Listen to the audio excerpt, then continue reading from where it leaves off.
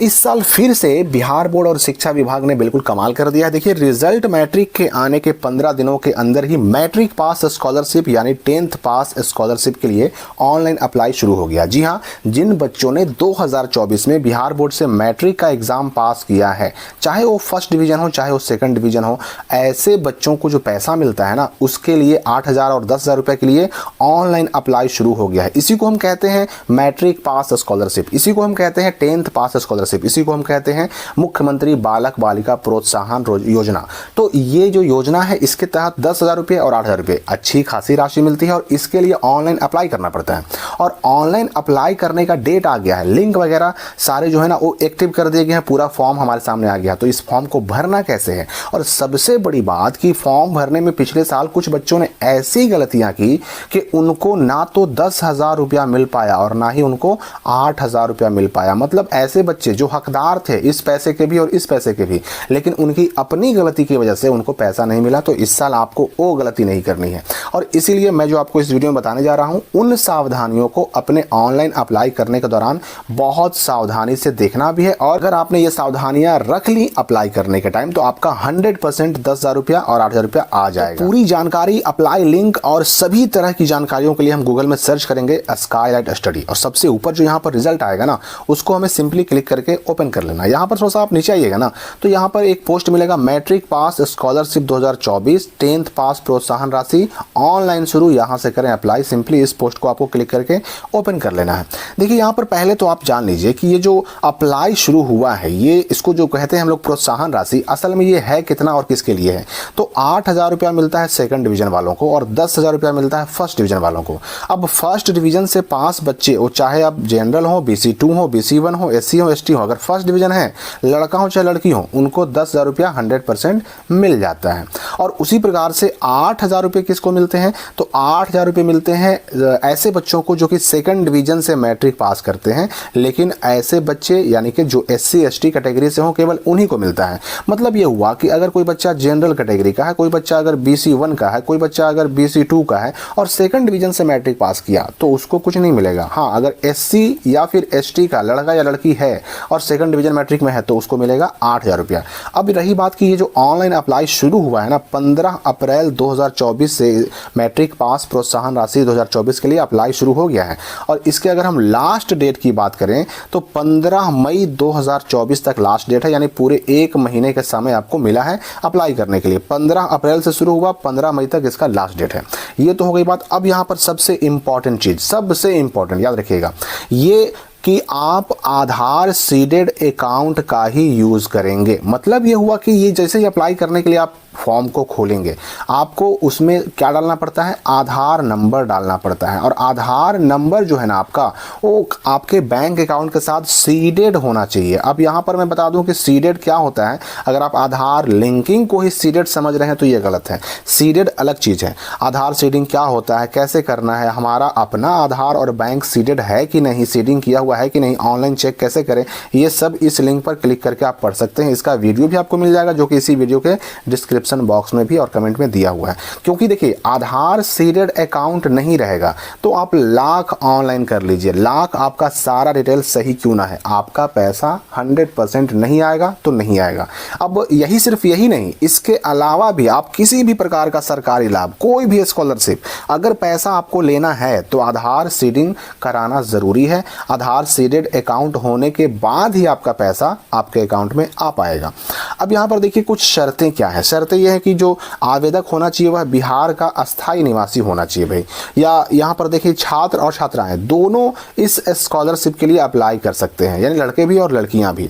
आपको मैट्रिक की परीक्षा में, बिहार बोर्ड की मैट्रिक 2024 की परीक्षा में या तो फर्स्ट या फिर सेकंड डिवीजन से पास होना जरूरी है। और एक परिवार में केवल 2 ही छात्रों को ये स्कॉलरशिप मिल सकता है, लेकिन लड़कियों पर यह नियम लागू नहीं होगा। लड़कियां चाहें तो 3 हो एक परिवार में, 4 हो एक परिवार में, उनको ये पैसा मिलेगा, नो प्रॉब्लम। अब रही बात की कैटेगरी कैटेगरी तो भाई फर्स्ट डिवीजन है तो सभी कैटेगरी के लिए है, नो प्रॉब्लम। हाँ, अगर सेकंड डिवीजन है तो केवल SC ST के लिए, जिसकी चर्चा मैंने पहले कर ली। अब यहाँ पर कुछ और बहुत ही इंपॉर्टेंट चीज़ें, आप जब अप्लाई करने के लिए शुरू करेंगे ना, फॉर्म अभी मैं आपको खोल के दिखाऊंगा कैसे अप्लाई करना है, मैं वो भी आपको दिखाऊंगा।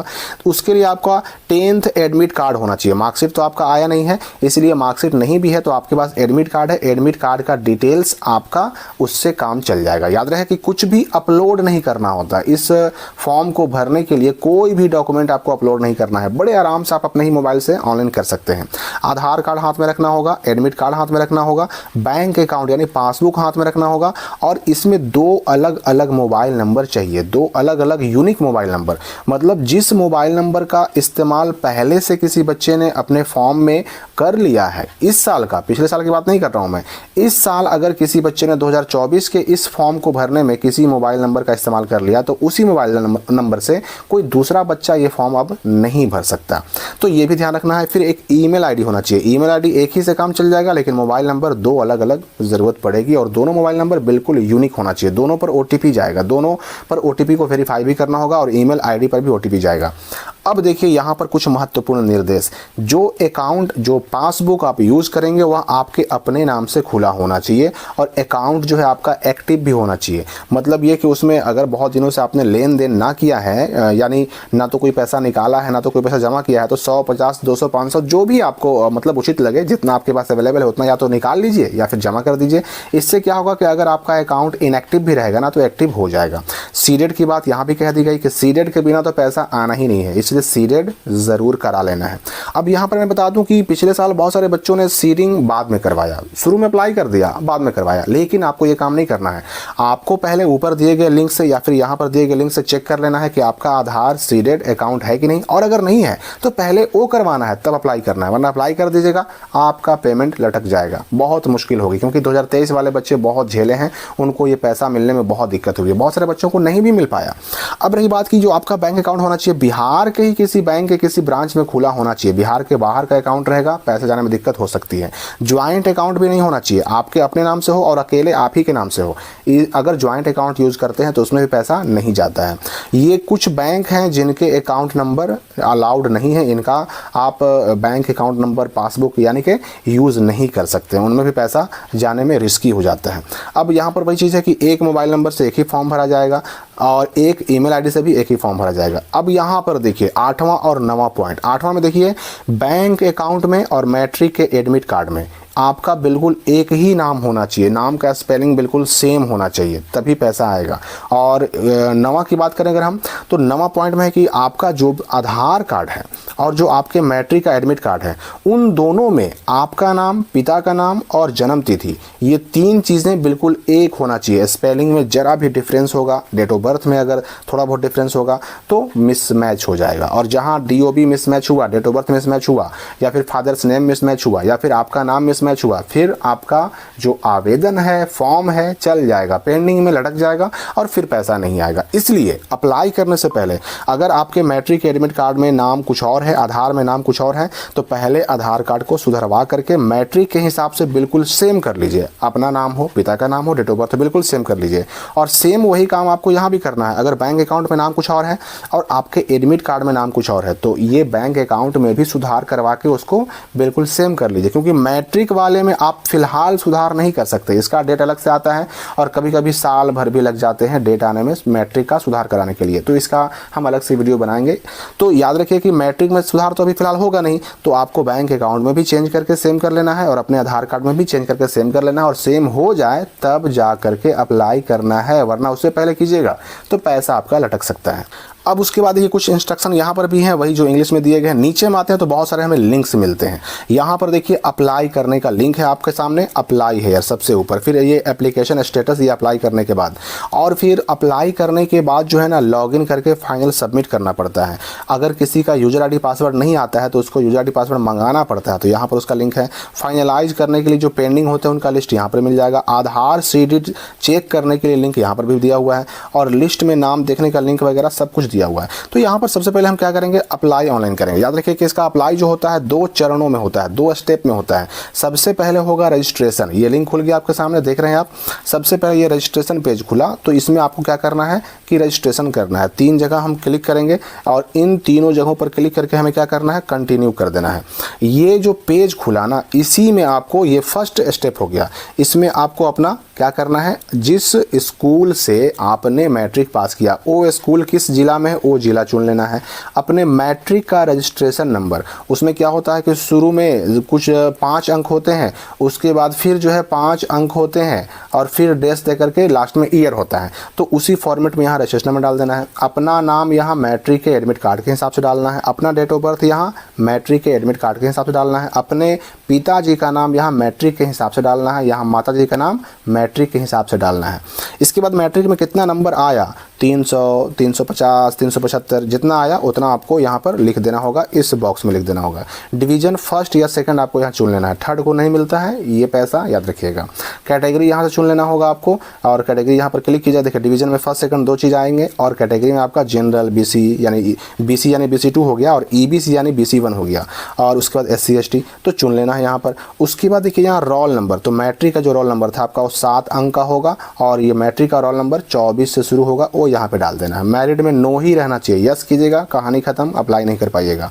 इसके बाद यहाँ तक तो हो गया। अब देखिए उसके बाद शुरू होता है आधार वेरिफिकेशन। तो आधार वेरिफिकेशन में यहाँ पर आपको जो नाम डालना है अपने आधार कार्ड के हिसाब से डालना है, मैट्रिक के हिसाब से नहीं, आधार कार्ड के हिसाब से।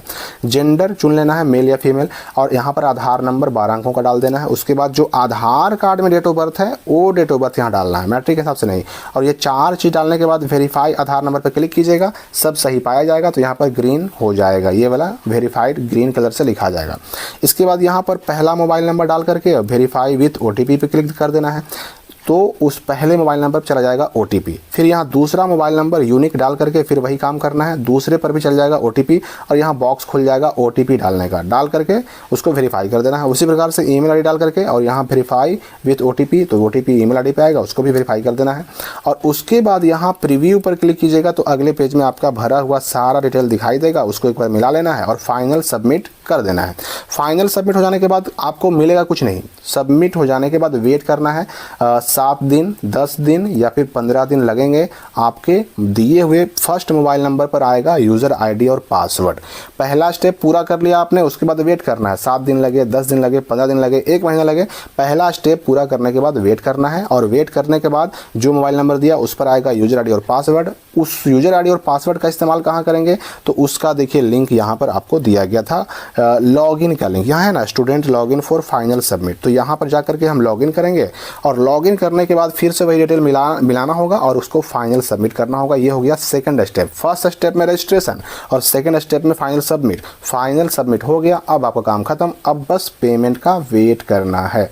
तो ये ऑनलाइन अप्लाई का लिंक अभी फ़िलहाल प्रॉपरली काम नहीं कर रहा। 15 से शुरू तो हो गया है, लेकिन अभी 15 चूँकि एक ही दिन हुए हैं इसलिए प्रॉपरली सही से काम नहीं कर रहा। जैसे सही से काम करेगा मैं आपको लाइव एक ऑनलाइन अप्लाई करके भी दिखाऊंगा। अपने मोबाइल से आप खुद भी कर सकते हैं, कोई मुश्किल काम नहीं है। तो लगभग सारी चीज़ें मैंने क्लियर कर दी। हाँ, याद रखिएगा कि कोई भी चीज़ हो पहले आप सुधार करवा लीजिए, बाद में करवाइएगा, बहुत दिक्कत होगी। तो ये सारी चीज़ों का ध्यान रखें। और भी कोई डाउट हो तो कमेंट में पूछ सकते हैं। मिलते हैं अगली वीडियो में नए अपडेट के साथ।